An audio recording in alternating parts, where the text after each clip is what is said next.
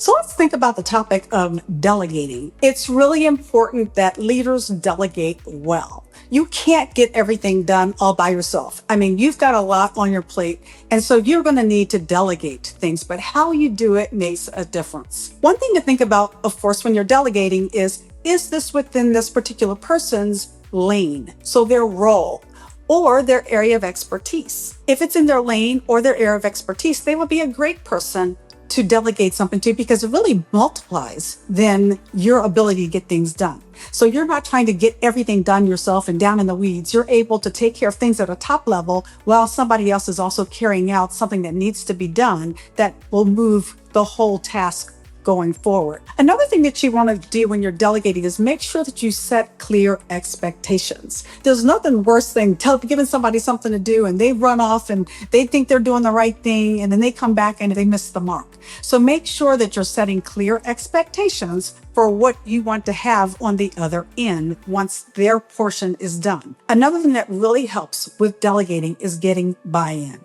Now, this is different than just getting an agreement. So as the boss, you can tell somebody to do something. They'll go, yes, boss, I'll get it done. I will do that. That's agreeing. But when you get their buy-in, that's actually taking it to a different level. You're getting them on board with whatever that task is. A really great way to get buy-in is to ask them, and when do you think you can get that done by?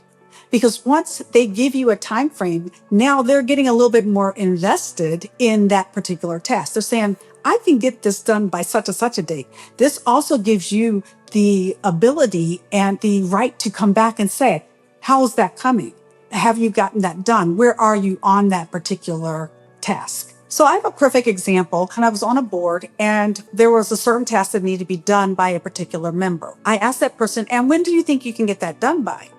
The person gave me their date. So then each month I would just, as our monthly meetings, I would just do a check-in. How is that coming along? And ultimately it got to the point where the project wasn't moving down the road like it needed to.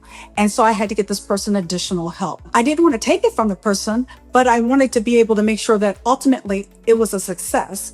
So what I had to do was provide additional resources. And the only way I knew that was because I had been checking with them on a regular basis to see how things were coming along. Now, in between, I was giving them free rein to get their job accomplished. So I didn't want to micromanage because that doesn't feel good to anyone, but I did want to make sure that ultimately they were successful. So that's a really great to do. Trust but verify. You're trusting them to get the job done, but ultimately it's still your responsibility. So you verify that everything's running smoothly. Thank you for watching. I'm Kimberly Spade. If you've enjoyed this content, please like, comment, and subscribe to my channel. Until next time.